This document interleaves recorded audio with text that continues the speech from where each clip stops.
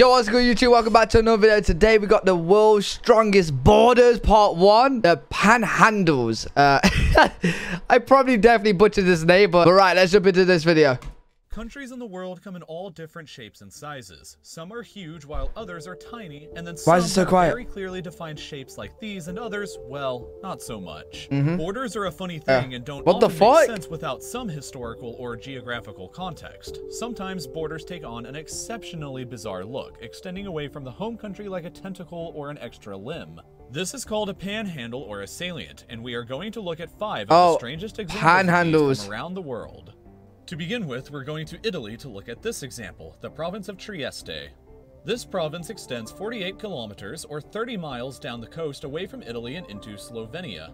History is the reason why this situation exists today. Basically, this entire territory used to be a part of the Austro-Hungarian Empire, and outside of Battlefield 1, nobody has ever heard that name in a very long time because World War I happened and Italy took over a bunch of land. Why is it so quiet?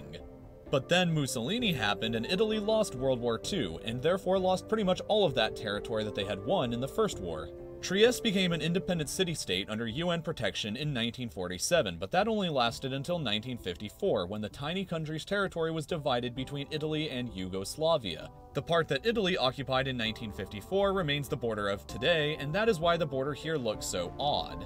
Next up at number 4, we are going pretty far away to India. Oh, are we seeing the borders on the maps? I thought we was gonna like see the borders in real life, like actually see like which looks mostly normal except for this mess over here in the east. Yeah, that is a mess. Zooming in a little closer, we can see that this side of India and this side of India is connected by only a very tiny sliver of land. What is it? What's these? Corridor. This awkward situation, like every other entry on this list from here on out, came about as a result from colonialism. When India gained independence from the United Kingdom in 1947, the British decided to partition India between a Hindu part and a Muslim part. Pakistan became the Muslim part and at the time consisted of West Pakistan here and East Pakistan here. Pakistan was separated by all of India from her two halves, and the northeast of India was only connected by the Siliguri corridor. At one point, the corridor is not even 27 kilometers or 17 miles wide. That's so weird. Sikkim extends north of the corridor and separates Nepal from Bhutan, and they connect to the 7 other Indian states in the east, with a population of almost 45 million people between them.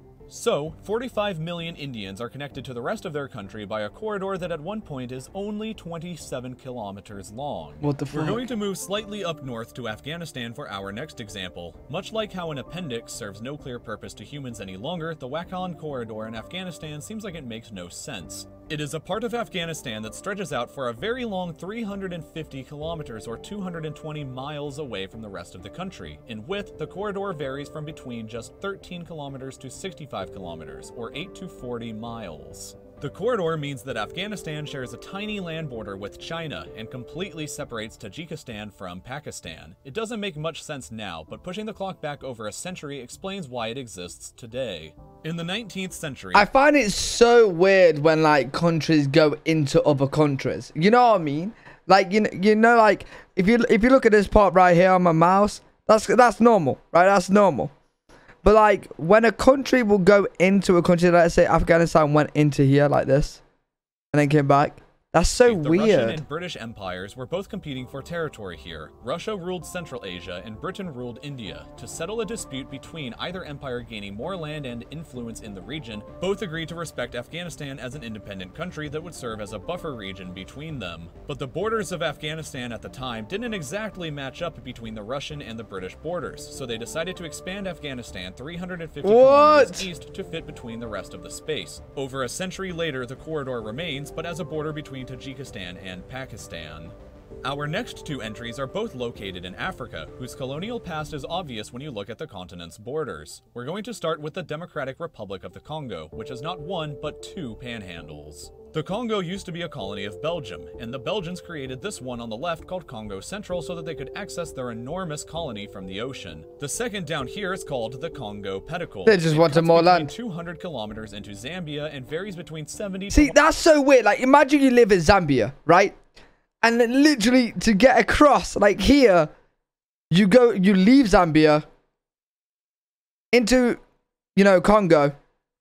And then back into... Bro, so weird. So wide. fucking weird. The pedicle is even more awkward than it looks. Basically, back when the Congo was a Belgian colony and Zambia was a British colony, the two sides could not agree on the colonial borders. The Belgians wanted access to the rich swamplands here that had a lot of wildlife they could hunt for their precious trophies, so the two sides got the King of Italy to intervene and draw the border for them.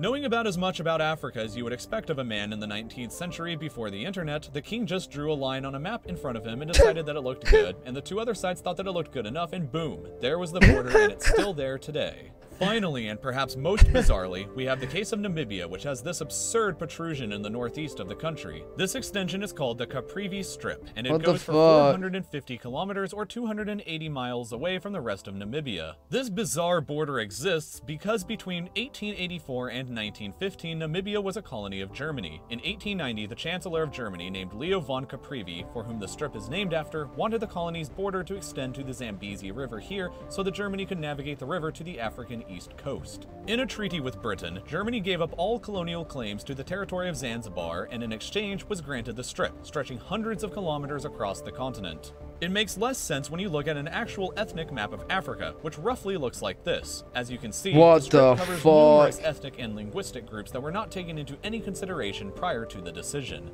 Today, the existence of the strip means that Botswana is almost entirely blocked off from bordering Zambia, other than a very tiny opening on the Zambezi River here, and Namibia almost borders Zimbabwe just 200 meters down the same river. There are a lot of other strange borders in the world to be covered, but that's all for now. That was really good, actually. I actually enjoyed that one. They was really weird. Yeah, super interested to know. Enjoyed this video. Hopefully you guys enjoyed too. If you did, make sure you leave a thumbs up. Make sure you subscribe for more content. And I'll see you guys in the next video.